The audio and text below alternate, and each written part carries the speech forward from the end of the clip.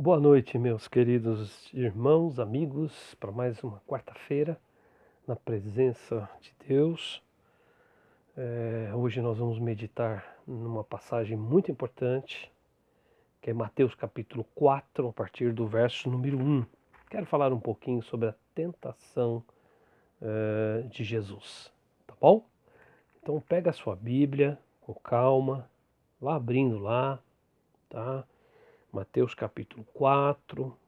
Tá bom? A gente vai ler do verso 1 ao verso número 11, depois nós vamos pensar um pouquinho sobre essa passagem, tá bom? Enquanto você está aí procurando, tá revirando aí a sua Bíblia para você achar, eu quero dizer para vocês que nós estamos aí na nossa quarentena, a situação está bem crítica, bem difícil, o governo decretou aí alguns feriados para quem trabalha em São Paulo.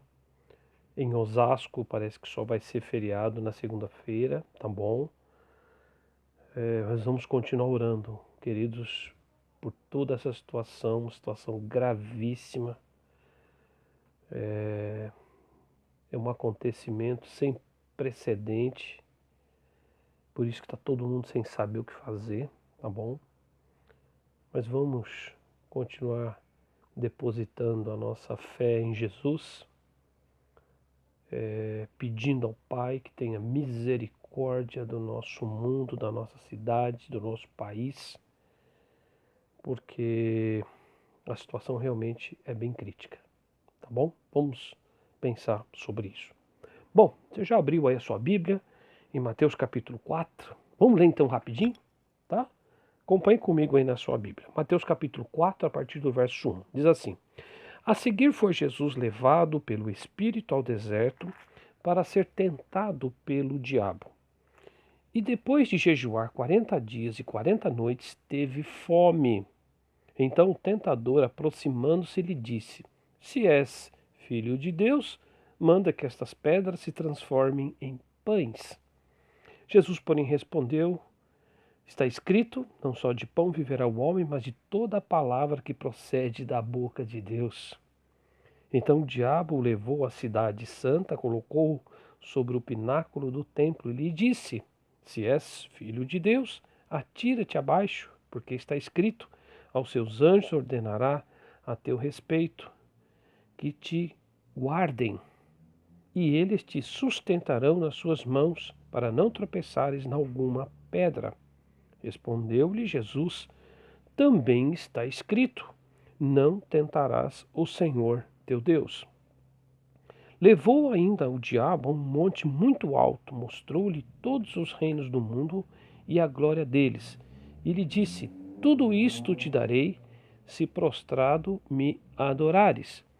Então Jesus lhe ordenou: Retira-te, Satanás, porque está escrito: Ao Senhor teu Deus adorarás, e só a ele darás culto. E o verso 11 diz assim: Com isto o deixou o diabo, e eis que vieram anjos e o serviam. Essa passagem ela é muito boa. Então a gente não tem muito tempo, então a gente precisa correr para a gente analisar e entender bem toda esta história aqui, tá bom? Nós temos, meus irmãos, aqui mais um episódio bem polêmico e que merece uma grande reflexão.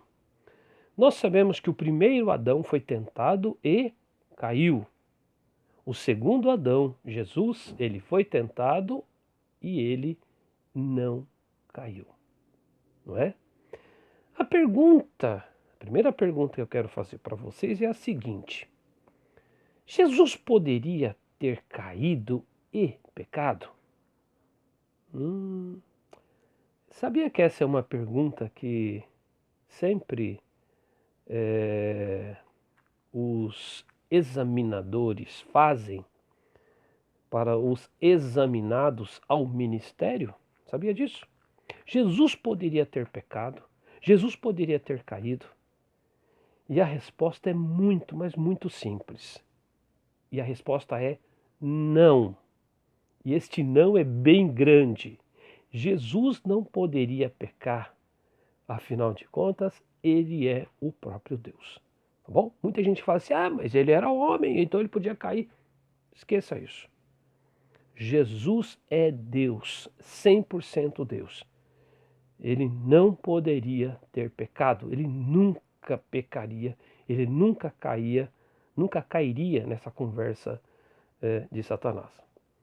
Mas tem uma outra pergunta, que é uma segunda agora, que eu quero fazer para você pensar.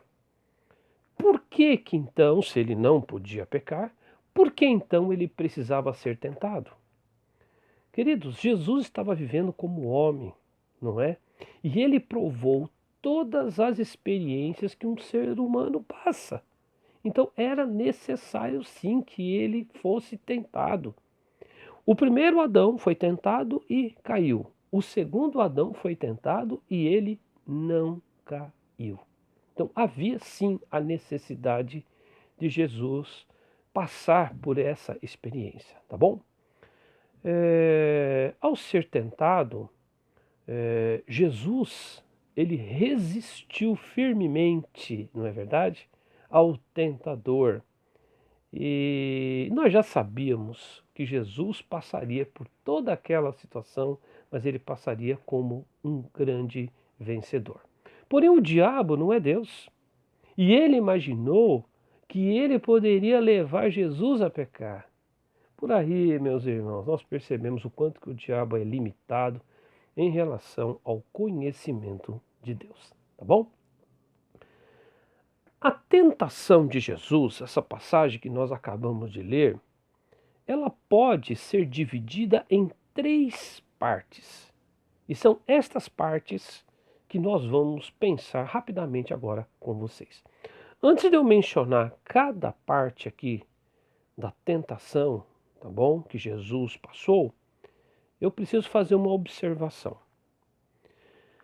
Todos os argumentos que Satanás utilizou para tentar Jesus foram argumentos bíblicos. Ele utilizou a própria palavra de Deus fora do seu contexto, omitindo partes do verso para tentar ao Senhor Jesus. Então lembre-se disso. O diabo, ele utilizou a própria Bíblia, mas eu volto a afirmar, ele usou a Bíblia fora de um contexto, omitindo passagens. Mas é importante lembrar disso, ele utilizou a Bíblia. Bom, vamos ver agora então quais são estas partes que a gente vai pensar junto com vocês. A primeira parte, Satanás tenta lidar com a satisfação imediata, que era o apetite, tá bom? Ele tenta lidar com a satisfação imediata, neste caso era o apetite, tá bom? Vamos lembrar que a primeira parte aqui, no verso 2, diz que Jesus teve fome. Aqui está a satisfação imediata, o apetite, não é? Eu preciso satisfazer os meus desejos e as minhas necessidades, não é? A necessidade imediata de Jesus era a fome. A fome é uma necessidade que não se pode esperar, não é?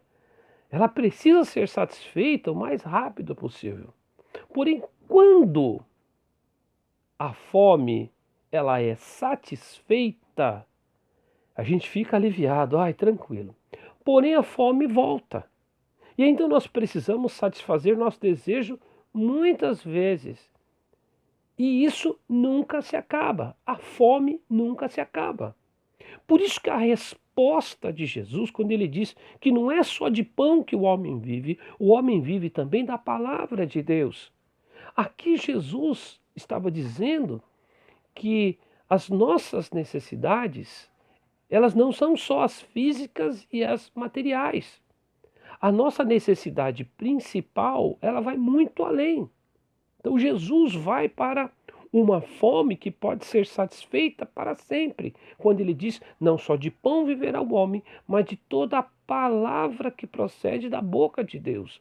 Ou seja, o homem precisa de um pão, não é? Que é limitado ao físico e ao material. Mas a palavra de Deus é algo que dura para sempre. E ela não se acaba. Por isso que nós podemos aplicar aqui que muitos de nossos apetites vão se repetir muitas vezes, mas cumprir a palavra de Deus é algo eterno, tá bom? Então, a primeira parte lida com essa satisfação imediata que é o apetite. Então, ou seja, a fome vai se repetir várias vezes, mas aquele que se alimenta da palavra de Deus, ele tem um alimento eterno para a sua vida, tá bom?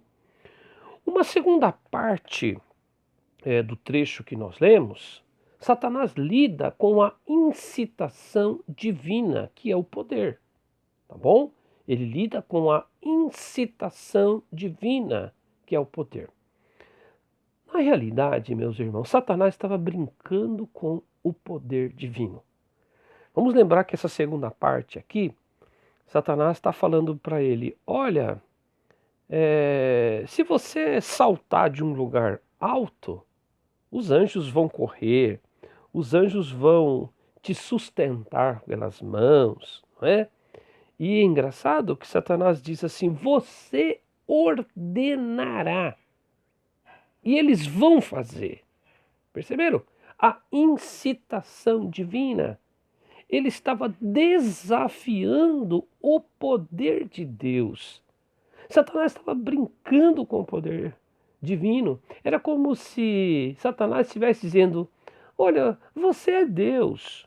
Você tem todo o poder, inclusive você dá ordem aos seus anjos e eles obedecem. Satanás estava ironizando o poder que pertence a Deus.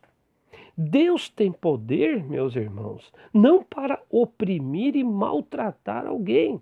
O poder de Deus é algo ligado aos seus atributos. E Deus não usa estes atributos para abusar das pessoas. Deus não abusa do seu poder. Então nós não podemos desafiar ou usurpar o poder de Deus. E Satanás estava tentando fazer isso com Jesus. Ele estava incitando para que Jesus utilizasse o poder que ele tem, não é? Como Deus. É incrível como nós vemos as pessoas também fazendo isso nos nossos dias. Eu tenho visto muitas pessoas falando: puxa vida, se Deus tem tanto poder, por que ele não faz isso? Por que ele não faz aquilo? Né? Parece que o ser humano, ele desafia o poder de Deus o tempo todo. Mas, meus irmãos, Deus continua em seu lugar. A provocação do homem não afeta quem Deus é e o que ele faz. Mas o homem constantemente procura incitar a Deus, não é? Incitando o poder de Deus. Cuidado. Satanás tentou fazer isso e ele não teve sucesso. A terceira parte do trecho que nós lemos diz que Satanás ele tenta lidar aqui com a ambição contínua. E essa ambição contínua está ligada com o controle. Não sei se você se lembra, a terceira parte, ela começa no verso número 8, não é? Interessante que no verso 9, ele no verso 8 ele mostrou os reinos do mundo. Satanás mostrou isso para Jesus, né? E no verso 9, Satanás diz: tudo isto te darei. Ai, Satanás começa a sua última tentativa afirmando que tem alguma coisa. Isso parece piada, irmãos. Satanás não tem nada. Deus é o dono de tudo e de todos. Porém, Satanás, ele tenta mexer com o homem Jesus numa das áreas mais sensíveis do ser humano. E sabe qual é? A ambição contínua. Por isso que esta parte, Satanás tenta mexer com este Jesus homem. Satanás tenta mexer com a ambição de Jesus. O homem tem uma ambição que não se acaba. Parece que quanto mais o homem ganha, mais ele quer ganhar. O homem, quanto mais tem, ele mais quer ter. O homem tem uma ambição sem fim.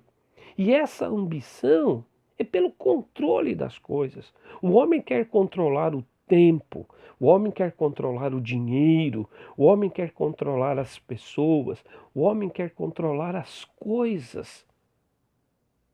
E a única coisa que está acima do controle é a adoração. Satanás daria tudo, mas tudo, para ser adorado. Irmão, se Satanás conseguisse ser adorado por Jesus, ele colocaria a criatura acima do seu Criador. E Jesus, muito sábio, ele disse que nós só devemos adorar a Deus.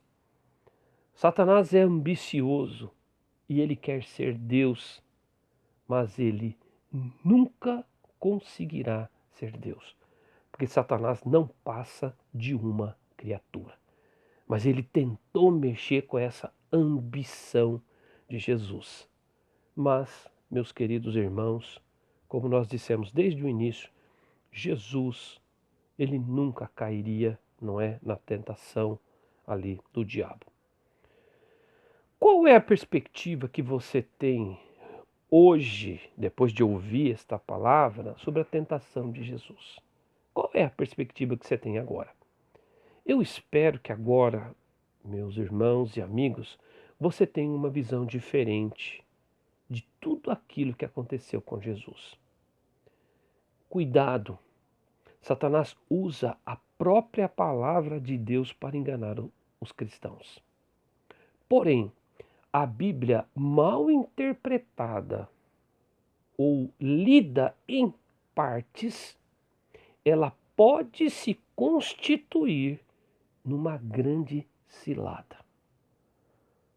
Satanás achou que citando a Bíblia teria sucesso com Jesus.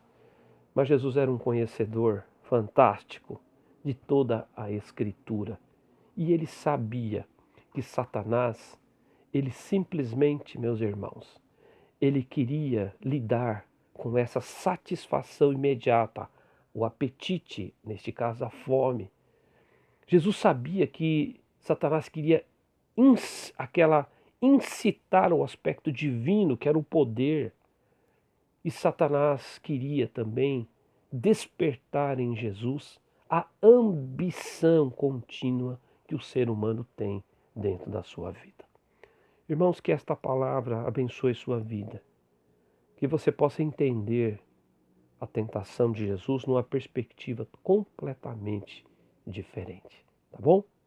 Deus te abençoe.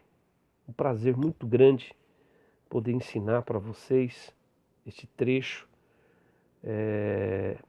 e entender, meus irmãos, aquilo que está por trás de toda a palavra de Deus. É muito interessante, eu nem mencionei isso durante a meditação, mas não sei se vocês perceberam, todas as vezes Satanás estava dizendo assim, se tu és, né? É muito engraçado o texto grego analisando isso. Quando a gente fala se tu és, não é? Se és filho de Deus, engraçado, né? No português dá uma ideia de dúvida. Se és. Mas no texto grego não é essa a ideia. A ideia que está por trás aqui é Satanás dizendo, sendo tu Deus. Olha que coisa impressionante. Satanás está reconhecendo a divindade de Jesus. Ele está falando, já que você é Deus, e eu sei que você é Deus, é isso que ele está falando. Irmãos, ele repete várias vezes esta mesma ideia, reconhecendo a divindade do Senhor Jesus Cristo. Grava isso aí no seu coração. Se você tem dúvida se Jesus é Deus ou não, só esta passagem prova para nós que Jesus realmente ele é Deus. Meus irmãos, continuem em oração por nossa igreja, continue orando por mim, pela minha família, pela Alba, pela Raquel, pelos meus filhos, o Lucas, o Felipe, eu sempre estou falando com eles, o Lucas está aqui sempre comigo. Orem também pelas famílias da igreja. De vez em quando eu encontro o irmão Albino, eu dou um pulinho na casa deles, sempre para pegar coisas para pagar, para receber, enfim. Eu tenho ido algumas vezes na igreja. Essa semana eu fui na segunda-feira lá na igreja. Enfim, a gente está por perto, a gente está tentando acompanhar tudo aquilo que a igreja precisa. A Cláudia está indo limpar. Nós temos um material para ser entregue para a sucata também. A Cláudia está vendo isso. Enfim, a gente está tentando fazer tudo aquilo que a gente pode, tá? Mas enquanto isso, vamos lembrar de uma coisa. Hoje, a igreja que está funcionando é a igreja no lar. Não esqueça que a sua casa é uma igreja. Por isso, faça o culto. Separe o horário do culto. Você, líder do lar, ore lá com sua família, leia a palavra de Deus, depois você coloca o vídeo. Eu estou fazendo uns vídeos exatamente para isso. O momento da mensagem, mas eu quero que você louve a Deus lá com sua família. Faça o culto. Nem que tenha só você e sua esposa. Realize o culto. Se puder, manda uma foto, coloca lá no Conexão. Vocês não têm ideia, eu fico tão contente quando eu vejo lá no Conexão a foto, não é? Porque eu estou vendo que vocês estão participando. A igreja está funcionando no lar. Muitas vezes as pessoas pensam que a igreja está fechada. A igreja não está fechada não, irmãos. O que está fechado é o templo. A igreja, ela está funcionando. Então, isso é muito importante. E nós não estamos nos reunindo lá no templo até por uma questão jurídica. Houve uma lei determinando isso. Então, as pessoas que burlarem esta lei, elas estão sujeitas às infrações, não é? Todas as igrejas batistas estão reunidas, ou melhor, estão reunidas em casa, não estão nos reunindo no templo. Agora, outros grupos estão se reunindo fora, mas aí não é problema nosso, tá bom? Então saiba disso. Mas vai chegar a nossa hora sim que nós vamos voltar, tá ok? Mas por enquanto, ficamos dentro do lar. Gente, forte abraço para vocês, Deus te abençoe, tá bom? Ó, beijo no coração de todos vocês. Fique na paz do nosso Senhor. Tchau, tchau.